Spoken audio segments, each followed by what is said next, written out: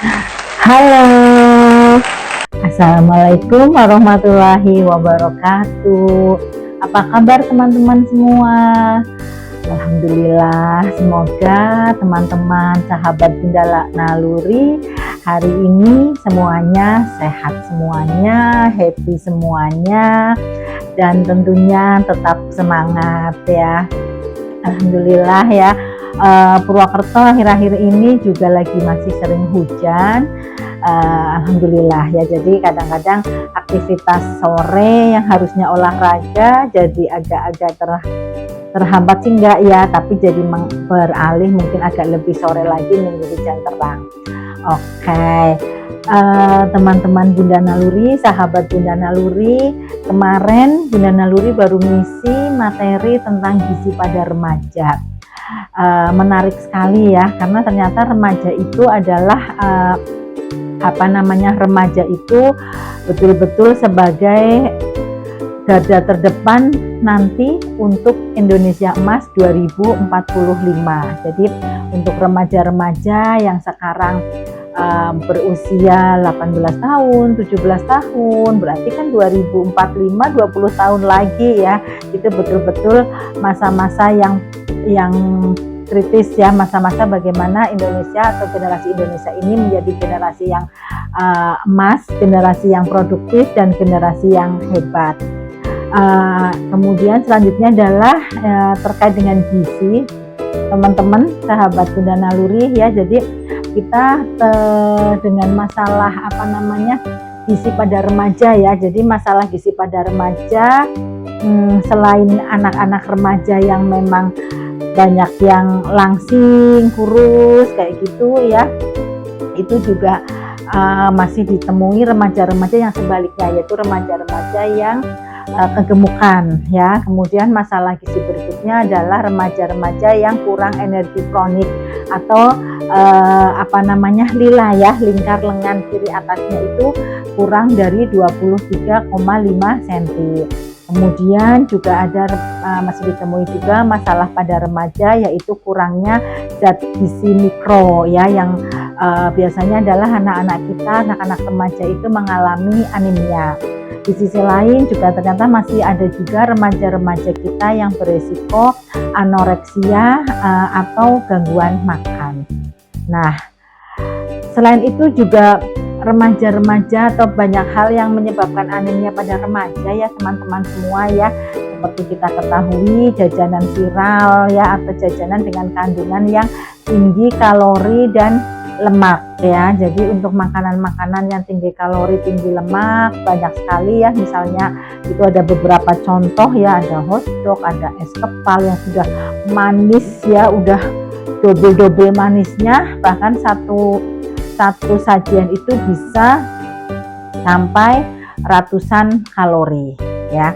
Belum lagi minuman-minuman manis ya, ada gula dan kalori ya, ada banyak sekali minuman-minuman atau makanan-makanan yang banyak sekali mengandung tinggi kalori dan tinggi lemak, tapi rendah terhadap zat gizi mikronutrien. Nah, teman-teman mengingatkan lagi ya, ternyata dulu kita seringnya 4 sehat 5 sempurna gitu ya. Ternyata sekarang 4 sehat 5 sempurna ini sudah tidak digunakan lagi teman-teman. Yang digunakan saat ini itu adalah kenapa? Karena susu ternyata bukan penyempurna makanan dan minuman. Selain itu, 4 sehat 5 sempurna itu tidak menggambarkan porsi atau berapa banyak sih yang harus dimakan, dan juga tidak menggambarkan bahwa air mineral itu juga penting ya. Nah, itu adalah 4 sehat 5 sempurna sekarang adalah dengan pembagian isi piringku. Teman-teman sahabat Bunda Naluri mengingatkan lagi ya. Jadi piringku kan bulat ya, kita menggambarkan isi piringku itu adalah terdiri dari karbohidrat, terdiri dari sayuran, terdiri dari lauk pauk, dan buah-buahan. Gampangnya itu adalah isi piringku itu seperti digambar itu ya, kan bulat ya piring ya. Nah, itu dibagi 3 nih. Sepertiga itu adalah karbohidrat. Di sini karbohidrat itu bisa nasi, bisa pasta, bisa nasi merah, gandum, dan sebagainya ya. Kemudian sepertiga berikutnya itu adalah sayuran ya. Nah, kemudian yang sepertiga berikutnya lagi dibagi dua teman-teman. Ya, jadi setengahnya sepertiga itu adalah lauk pauk, protein hewani dan protein nabati, dan sepertiga berikutnya itu adalah buah-buahan. Itu adalah aturan pembagian porsi dalam isi piringku. Nah, selanjutnya ini contoh menunya ya. Jadi contoh menunya misalnya makanan pokok, misalnya nih ayam masak, enak nih, ayam masak kecap sayur ya, dan ada sayur asem selada air. Jadi ada nasi putihnya, ada ayamnya yang sepertiga itu lauk pauknya ya, kemudian sayurannya itu sepertiga sayur asemnya, dan setengah dari sepertiga itu adalah buah-buahan ya. Atau misalnya lagi nasi putih, kemudian ada ayamnya, berkedel ayam ya, ubi dan sebagainya. Jadi kandungannya tadi seperti tadi ya, sepertiga, kemudian sepertiga berikutnya adalah dibagi dua untuk lauk pauk dan untuk buah-buahan. Kemudian yang tidak kalah pentingnya adalah 4 pilar gizi seimbang teman-teman ya. Jadi untuk 4 pilar gizi seimbang adalah melakukan olahraga ya. Melakukan olahraga itu minimal 30 sampai 40 menit ya. Ya teman-teman sudah meluangkan waktu belum nih setiap hari minimal 30 sampai 40 menit untuk melakukan olahraga. Di sini kita betul-betul harus menyeimbangkan waktu beraktivitas dengan waktu istirahat. Jadi pentingnya pola hidup aktif dan berolahraga ya. Kemudian pilar berikutnya adalah mengkonsumsi bahan makanan yang beraneka ragam dan bergizi seimbang teman-teman ya. Jadi di sini makan yang bergizi dan seimbang ya. Tadi ya harus ada karbohidratnya, ada sayurannya, ada lauk pauknya, dan ada buahnya. Jadi mengkonsumsi makanan dengan beraneka ragam. Kemudian yang tidak kalah pentingnya adalah menerapkan PHBS, pola hidup bersih dan sehat ya. Ada cuci tangan, ada cek kesehatan, kemudian jangan merokok dan sebagainya ya. Kemudian yang tidak kalah pentingnya ini teman-teman semua adalah menjaga dan memantau berat badan ya. Di sini harus betul-betul diukur berapa sih tinggi badannya, berapa berat badannya, kemudian kita ukur dengan menggunakan IMT atau indeks massa tubuh ya. Nah, selanjutnya adalah di sini ada 10 pesan gizi seimbang ya. Jadi ini adalah 10 pedoman gizi seimbang yang relevan ya dengan kehidupan sekarang, dan harapannya masyarakat dapat melakukan apa yang ada dalam PUGS, Pedoman Umum Gizi Seimbang. Nah, 10-nya itu apa sih gitu ya. Yang pertama adalah syukuri dan nikmati aneka ragam makanan ya teman-teman ya. Jadi yang pertama adalah biasakan untuk selalu bersyukur dengan bahan makanan yang ada. Karena semua jenis bahan makanan itu tentunya memiliki kandungan gizi yang baik masing-masing dan tentunya bermanfaat bagi tubuh ya. Jadi kita harus selalu bersyukur dan alhamdulillah masih dikasih rezeki, alhamdulillah masih bisa makan, dan tentunya adalah makan makanan yang beraneka ragam dan makan makanan yang dengan gizi seimbang. Nah, selanjutnya adalah mencuci tangan sebelum makan. Jangan bosan ya. Bunda Luri di sini juga nggak bosan-bosannya mengingatkan untuk diri saya pribadi dan untuk teman-teman semua. Ayo kita cuci tangan. 6 langkah. Ya, gosok telapak tangan, punggung tangannya juga masuk ke sela-sela. Dua tangan mengunci jempol kanan dan kiri, kuncupkan jari-jari, bilas bebas dari bakteri. Ya mencuci tangan itu juga merupakan 10 pesan gizi seimbang ya. Nah, selanjutnya adalah ketiga. Nah, jangan skip sarapan ya. Itu kenapa? Karena ternyata sarapan itu adalah dapat membantu dalam meningkatkan konsentrasi dan meningkatkan memori otak dalam belajar maupun bekerja. Jadi untuk teman-teman, apalagi anak-anak kita yang masih sekolah ya, ingat kita harus selalu sarapan. Oke. Nah, yang keempat ini teman-teman, yaitu apa? Yaitu batasi konsumsi gula, garam, lemak dan minyak ya, lemak atau minyak ya. Di sini adalah bahwa anjuran konsumsi gula, garam, lemak per hari ya, saya zoom lagi ya di sini ya.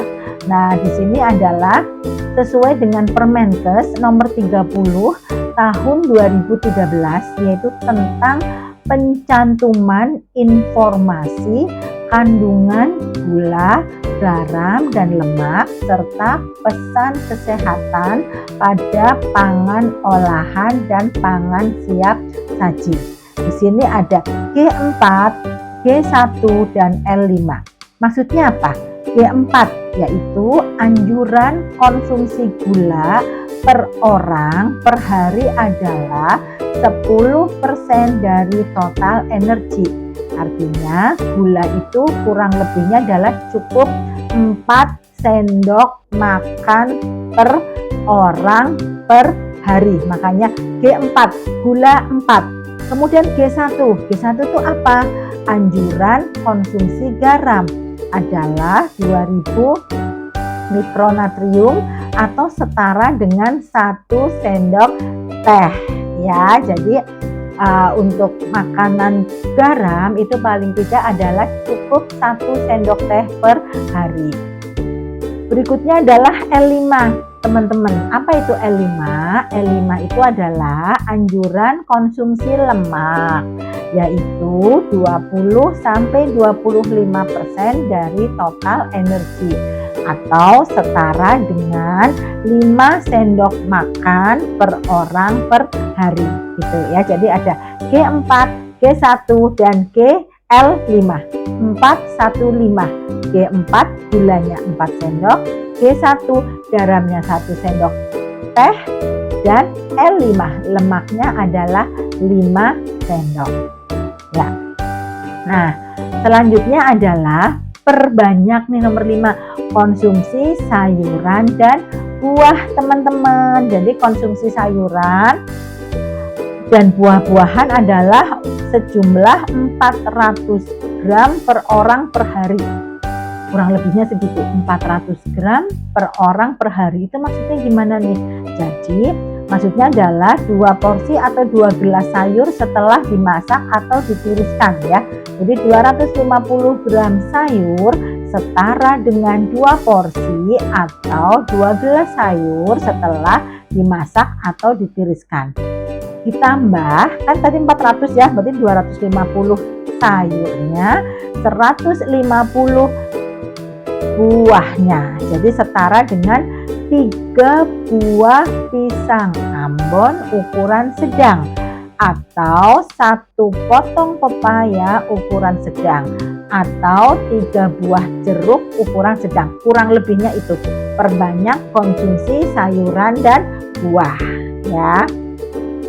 Kemudian ke-6 nih.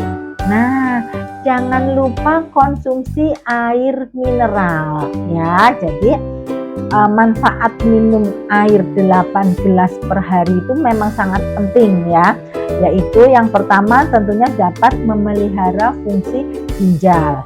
Kemudian berikutnya apa? Berikutnya adalah dengan air yang banyak, dengan air yang sesuai, cukup minimal 8 gelas per hari akan perawatan untuk kulit ya. Jadi perawatan kulit juga menjadi tidak kering, menjadi sesuai kebutuhan, lembab, bagus gitu ya, nggak kering. Kemudian juga mengontrol kalori ya. Jadi kalau misalnya kok banyak kurang air minumnya, maka itu juga kurang baik juga ya. Kemudian selanjutnya tentunya adalah di sini mengurangi resiko kanker kandung kemih serta memperlancar pencernaan ya teman-teman semua. Nah, kita lihat nih bagaimana urinnya, bagaimana urin kita hari ini. Kalau urinnya bening, artinya jumlah minum sudah tercukupi, artinya sudah cukup teman-teman semua minumnya gitu. Nah, kalau kuningnya kuning bening, artinya jumlah minum Anda sudah baik ya. Kalau kuningnya kuning seperti yang kedua ini ya, kuning cerah, kuning bening gitu, itu sudah cukup baik ya. Nah, kalau kuningnya udah kuning muda nih, kuning muda artinya Anda butuh banyak minum ya, masih kurang minumnya, apalagi kalau kuningnya sampai kuning pekat. Kalau kuningnya kuning pekat itu artinya Anda sangat butuh banyak minum. Nah, mudah-mudahan urin teman-teman hari ini bening ya, berarti artinya sudah tercukupi. Nah, kemudian ini nih, memantau berat badan dan melakukan aktivitas fisik olahraga.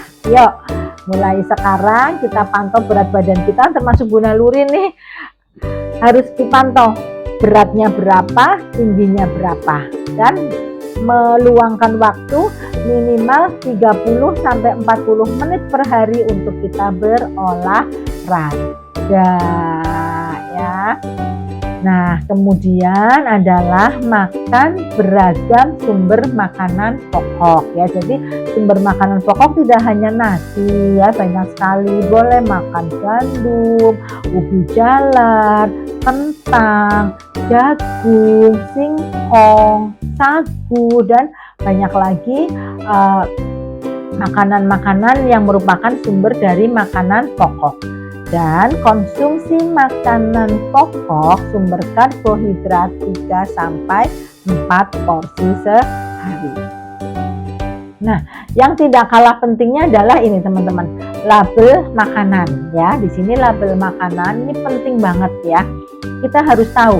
Yang pertama, merek dagangnya apa? Nama produknya apa?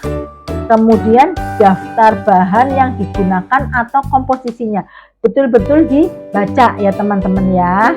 Dan ada pesan kesehatannya enggak nih? Beratnya berapa? Terus ada keterangan halal atau tidak, terutama kita-kita yang beragama Muslim. Lihat juga di situ teman-teman informasi dari nilai gizinya. Kemudian nama dan alamat yang memproduksi. Dan yang tidak kalah pentingnya adalah cek tanggal, bulan, dan tahun kadaluarsa. Dan selanjutnya adalah izin edarnya. Ya, itu harus betul-betul dicek, betul-betul diinformasikan. Ya, betul-betul kita lihat ya. Nah, dan yang terakhir adalah konsumsi lauk pauk yang mengandung protein tinggi. Di sini pentingnya protein hewani untuk cegah stunting ataupun masalah gizi pada remaja seperti anemia. Jadi kita harus mengkonsumsi protein 2-3 porsi sehari ya. Jadi di sini contohnya nih ikan. Banyak sekali pilihan-pilihan ikan ya, yang ada di pasar aja. Ada ikan lele, ada ikan kembung, ada ikan tongkol, ikan mujair, teri, ikan patin. Ini sangat baik ya. Jadi di sini ikan mengandung nutrisi seperti protein lemak, omega 3, asam lemak tak jenuh, dan sebagainya ya. Jadi ada beberapa ikan lokal yang mudah didapatkan dan memiliki gizi yang sangat tinggi gitu ya teman-teman ya. Jadi demikian tadi 10 pesan gizi seimbang ya teman-teman ya. Jadi kita juga harus tahu seperti apa-apa saja 10 pesan dari PUGS. Demikian teman-teman apa yang bisa kami sampaikan. Terima kasih, semoga bermanfaat. Sehat selalu teman-teman semua. Kemudian jangan lupa yang punya anak remaja betul-betul dilihat gizinya, dan karena sekarang sedang masalahnya atau sedang berdiskusi tentang gizi, kita lihat gizinya tadi. Jangan lupa skip sarapan, jangan lupa makan makanan yang bergizi, makan makanan dengan menu gizi seimbang, makan makanan sesuai dengan isi piringku. Demikian yang bisa kami lakukan atau diskusi bersama Bunda Naluri siang hari ini. Semoga bermanfaat. Sehat selalu teman-teman semua, dan semoga ini merupakan langkah kecil dari kami untuk tidak bosan-bosannya menyampaikan diskusi mengenai kesehatan, tentunya adalah untuk Indonesia tercinta, untuk generasi emas Indonesia tahun 2045. Terima kasih. Wassalamualaikum warahmatullahi wabarakatuh. Dadah.